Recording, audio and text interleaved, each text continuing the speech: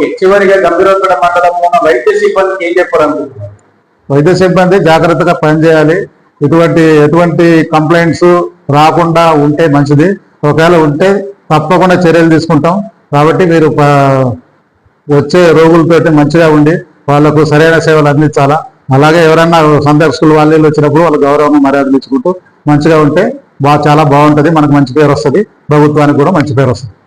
Thank you sir, thank you. మరి మరింత సమాచారం ఇక్కడ ఈ మండలంలో అలాగే జిల్లాలో సామాజిక ఆరోగ్య కేంద్రానికి సంబంధించి ఇంకా ఎలాంటి సమస్యలైనా చూస్తున్నాండి. మరింత సమాచారం ముఖ్యమంత్రి ప్రజలకు కావాల్సింది విద్య ప్లస్ వైద్యం అలాగే సామాజిక న్యాయం అంటూ సాగుతుంది. మరి ఉద్దేశం మంచిదే.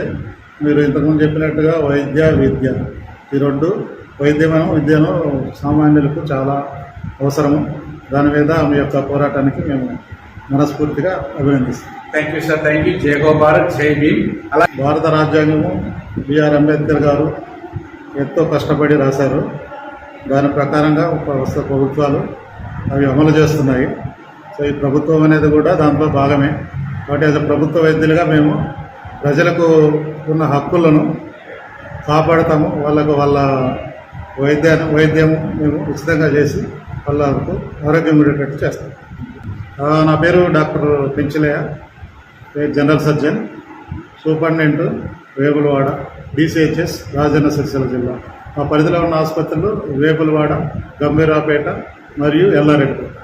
Thank you.